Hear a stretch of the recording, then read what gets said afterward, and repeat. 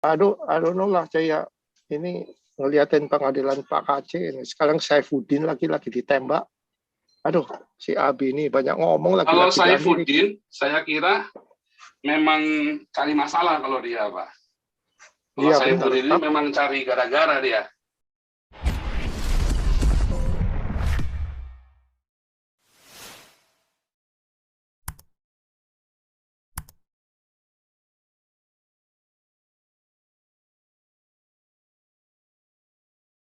Begini Pak Paul, kalau kita lihat kan sebetulnya itu kan ayat-ayat di perjanjian lama yang sudah dibatalkan tadi, itu bukan merupakan perintah langsung yang harus dilaksanakan oleh orang Kristen gitu ya. Itu kan bagian dari cerita sejarah Yahudi di masa yang lalu gitu. Nah, banyak kan tetangga-tetangga kita dari RT 06 ini suka mengambil, mencopot-copot ayat ini, lepas dari konteks, kemudian mereka akan membuat suatu framing atau asumsi terhadap ayat tersebut supaya mirip-mirip dengan mereka gitu. Nah, inilah yang selalu ditulis di web-web yang seperti yang tadi Pak Paul itu tampilkan. Kemungkinan besar Bung Ade Armando ini baca dari situ tanpa dia mengetahui eksegesinya Pak gitu. Kemungkinan besar dia ambil dari situ dan tanpa dia tahu teologisnya seperti apa, karena kan dia nggak ikut kursus evangelis Pak Paul. Iya. Nggak pernah ikut kelas evangelis soalnya Ade Armando, makanya saya mengundang Belum, Ade Armando. kalau dia ikut kelas evangelis atau Siregar, kelas apologetika mungkin dia baru tahu Pak Paul gitu. Tapi itu benar dihapus ya? Coba dari saya cek, itu benar-benar dihapus ya? Ya, saya lihat sejak ada bantahan dari Sofiatul dan beberapa apologet yang lain, termasuk Pak Mangapul juga, kelihatannya sudah nggak ada gitu Pak ya. Tapi itu kan sudah sempat diambil sama channel-channel lain dan dibahas gitu Pak Paul gitu. Nah, jadi salah sekali tuh Bung Ade Armando itu ya. Jadi artinya memang dia berusaha untuk netral dan nasionalis, semua dia kritik, tetapi tanpa melihat materi kritiknya itu tepat atau tidak gitu Pak Paul gitu. Betul, blunder Ade Armando.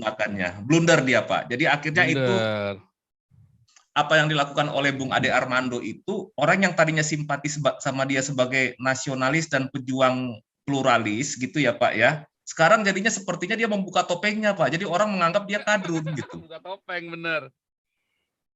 Iya begitu Pak Paul, jadi sayang sekali gitu. Jadi mereka ini ternyata kayak Bung Ade Armando, ya oke lah kita salut dengan perjuangannya juga, kita bukan tidak mengapresiasi, tetapi seperti yang pernah Pak Paul katakan, jangan juga apa yang di-framing oleh Ade Armando, Denny Siregar itu, maupun Rudy Kamri itu malah membatasi haknya kita gitu Pak. Jadi kita seolah-olah hanya boleh mendapatkan porsi seperti yang ada di dalam pemikirannya mereka gitu Pak Paul.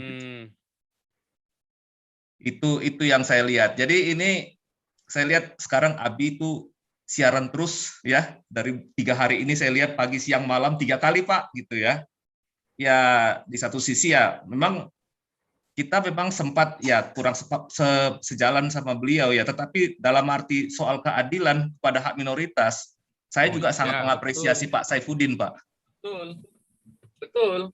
Jadi jangan karena kita nggak suka sama dia, terus ada hal yang baik dari dia kita nggak salah semua, nggak boleh. Iya, dan banyak teman-teman lain ini, terutama kadrun juga sengaja memang membenturkan kita dengan Pak Saifuddin maupun para muridnya gitu Pak. Oh tidak seperti itu, tidak semudah itu Pak Paul gitu. Jadi betul. Jadi supaya kawan-kawan di sini jangan salah paham, tidak semudah itu. Artinya saya kenal Pak Paul dengan baik, saya juga tahu Abi. Artinya kita memang beda pendapat itu dalam kekristenan itu biasa gitu. Saling kritik itu biasa, tetapi bukan berarti kita mau diadu domba sama kadrun ini Pak gitu. Atau sama orang-orang yang tidak suka lah dengan beliau gitu ya. Ya kita melihat segala sesuatunya ya proporsional saja. Ya artinya Pak Paul sama Abi itu saya lihat perjuangannya adalah masalah perlindungan hak-hak minoritas dan keadilan hukum Pak, yang sejak Orde Reformasi ini tidak pernah kita temui lagi sekarang ini Pak gitu.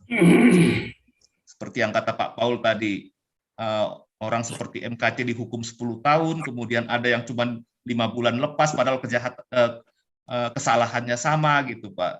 Nah selama ini mungkin sulit buat kita bersuara di dalam, tetapi semakin banyak kawan-kawan apologet ini yang sekarang ini sudah ngelihat dari luar lah bisa berteriak sepuas-puasnya gitu Pak Paul gitu. Iya. Iya, jadi ini salah satu solusi. Jadi semakin banyak nanti apologet yang keluar karena persekusi atau karena diburu, ya semakin ya kurang baik citra nama baik kita di komunitas internasional Pak Paul gitu. Itu yang akan terjadi. Nah, Jadi, kira-kira itu. Ya Pak, memang silakan kita Pak. berdebat keras, kita salah paham apa semua, tidak boleh menghilangkan akal sehat. Itu kan pesannya kan begitu. Kita boleh salah paham, kita boleh difitnah, kita boleh sebel sama orang, tapi nggak boleh sampai kita kehilangan akal sehat. Masalahnya kan kita seringkali kehilangan akal sehat. Iya, Ya betul kan? Pak Paul. Nah, jadi banyak orang-orang malah senang. Waduh, N26 dengan Abi oke, ini. sebelum kita lanjut dulu nih, ada Andi USA ya. Silakan Andi USA. Silakan. Andi USA. Oh, mikrofonnya belum dinyalain. Sebentar. Andi US. Sudah bisa dinyalain, Pak? Ya, sudah, silakan. Oke, selamat pagi dari sini, Pak. Para Jauti, tolong bantuin matiin mikrofonnya ya, karena saya nggak pegang ininya. Iya, Pak. Siap, Pak. Saya nggak pegang device-nya, ya. Tapi kalau pembahasan Alkitab, saya jangan jadi moderator, Pak. Ya. Iya. Silakan. Oke, Pak. Terima kasih, Pak. Ya, Pak Paul, cuman mau nambahin sedikit. Pengalaman saya, waktu itu saya di the dealer mobil, lagi cari mobil. And then, orangnya, salesman-nya itu nama Islam, Ahmed. Terus saya bilang, Assalamualaikum warahmatullahi wabarakatuh, bla bla bla. Loh, saya bilang, kamu Cina kok bisa bahasa Arab? Nah, terus saya bilang, iya, belakang saya masjid, toanya 4 tiap hari dari lahir. Nah, terus dia bilang, oh, interesting. Terus saya tanya, kamu dari mana? Oh, saya dari Iran. Oh, kamu Islam? Iya. Oh, kamu berarti bisa bahasa Arab dong. Dia bilang, aku juga bisa dikit-dikit bahasa Arab. Dia bilang, oh, enggak, bahasa Arab gua nggak bisa, katanya. Loh. Nah, terus kamu itu dari Iran, kamu pakai bahasa Persia. Betul. Jadi, kamu baca Quran tuh gimana? Ya baca aja. Kita dari kecil itu diajarkan untuk recite. Recite itu artinya menghafal. Terus saya tanya, jadi lu artinya apa? Lu kagak tahu? Enggak. Jadi kayak seperti ini ya. Saya ajarin Pak Paul nyanyi bahasa Cina. Bisa nyanyi, bagus, tapi artinya kagak ngerti. Ya itu. Itu problemnya sama orang-orang ini. Bisa baca, bisa ngaji, tapi artinya kagak tahu. Jadi pengajarannya apa di dalam kitab mereka kagak tahu. Nah, jadi dari sana saya ngerti. Jadi semua saya ada teman dari seluruh dunia ada di sini yang agama seberang. Saya tanyain juga mereka nggak bisa bahasa Arab, sedikit pun nggak bisa. Jadi ya persoalannya itu. Terus saya bilang daripada gitu kamu baca translatornya aja bahasa Inggris, kamu maybe you can learn. Saya bilang gitu. Jadi salah. Bottom line is mereka nggak ngerti bahasa mereka nggak ngerti isi buku mereka. Nah, jadi ya repot. Nah, sekalian mumpung saya lagi online, saya ingin ini Pak nanggapin mengenai MKC ini. Saya bingung saya bandingin pengadilan di sini sama pengadilan di sono. Jadi gimana nih JPU itu membacakan 365 pages dakwaan, apa gunanya dibaca? Jadi kalau di sini pengadilan di sini JPU-nya itu harus pidato di depan jaksa secara pidato langsung dakwanya apa, and then that's it. Nggak ada baca-bacaan begitu. Kedua, kok ini semua witness-nya nih ya, witness-nya kok kurang banyak kok. Seperti itu Bonaparte itu kok nggak dipanggil sebagai ini ya, sebagai hostile witness atau kok nggak dijadiin witness kalau penganiayaannya itu ada. Itu yang saya bingung. Nah, lagi pula yang paling paling bingung ini saya, dua hakimnya berkerudung. Yang mana bisa menang? Itu dari sana udah, aduh, nggak tahu deh. Nah, udah deh gitu aja Pak Paul dari saya hari ini. Tadi bahasa Arab ini yang jadi problem di negara, di agama mereka. Thank you. Iya, jadi galau ya, Pak. Repot. Nah, Coba kalau nggak percaya, tanya orang. Kalau Pak Paul di mana? Di Eropa ya, tanya orang kalau ketemu orang Islam. Kalian bisa nggak bahasa? Nah, bisa baca, bisa tulis. Semua 99% saya garansi nggak bisa. Kalau orang Arabnya bisa, Pak. Kalau di sini orang-orang Ya, Arab orang Arabnya bisa nggak? Saya bilang orang dari Afghanistan, orang dari Iran, dari Irak, itu kan orang ngomong bahasa Persia, bukan ngomong bahasa Arab. Iya. Iya, orang Iran nggak bisa.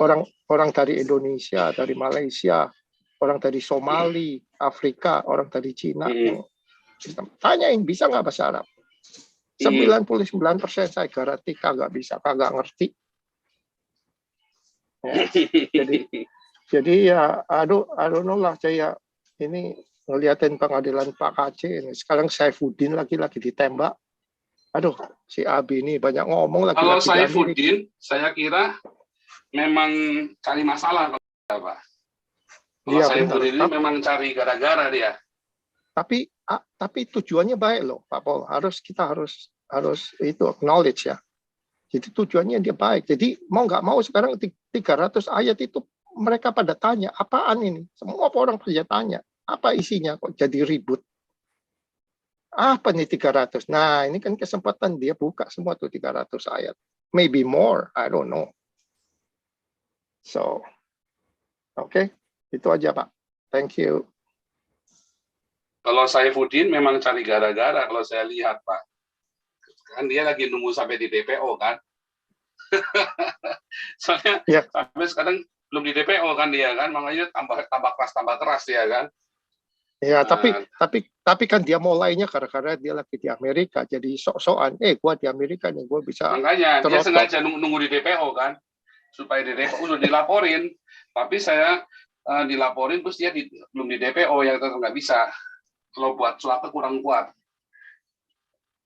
Iya, nunggu DPO baru suaka dia, betul. Ya, tapi dia bilang dia cinta Indonesia, dia mau mati di Indonesia kok. Ya belum tahu apa yang dia pikirkan, kenapa dia begitu. Ya kan? Kenapa dia ngomongnya di Amerika, kenapa nggak di Indonesia kan? Makanya saya bingung. Harusnya kan bilangnya di Indonesia. Ya, saya juga setuju Menteri Agama, Kementerian Agama sama KTP ada agama itu harus dihapuskan. Agama itu soal pribadi kamu sama Tuhan, nggak ada urusannya. Negara ngurusi agama, negara ngurusin halal, haram halal, ngurusi petoa, ngurusi baju cingkrang, ngurusi jidat hitam. Gila ini wasting time. Saya tinggalnya kan di ini Pak ya, di Silicon Valley ya. Kita ini di sini nih berjuang ini ngurusin G5, G6, 3 generasi ke depan. Orang di Indonesia masih ngurusin lagi. Aduh, kapan majunya kita ini? Lagi pula kita ini di Silicon Valley ya Pak. Jadi kita ini outsource-nya itu banyak. Gara-gara tenaga kerja kan mahal di sini. Jadi kebanyakan manufacturing itu di Asia. Semua Asia kita ada manufacturing, kecuali Indonesia. Padahal labor di Indonesia banyak. Nah, kita mulai keluar dari Cina, soalnya orang Cina standard of living-nya udah mulai naik. Jadi mereka udah mulai ngelama. Jadi kebanyakan semua perusahaan-perusahaan Amerika keluar dari Cina, turunnya ke Burma, ke Vietnam, ke Kamboja, mereka masih murah. Filipina. Nah, tapi Indonesia kenapa nggak ada? Tesla tempo hari udah mau buka di Indonesia, rame akhirnya cancel. Jadi begitulah kita ini mikirin 3-4 generasi ke depan ini, technology wise and everything. Indonesia masih ngurusin baju cingkrang, jidat hitam, pusing gua. Nah, ya udah itu aja deh Pak. Thank you. Hmm.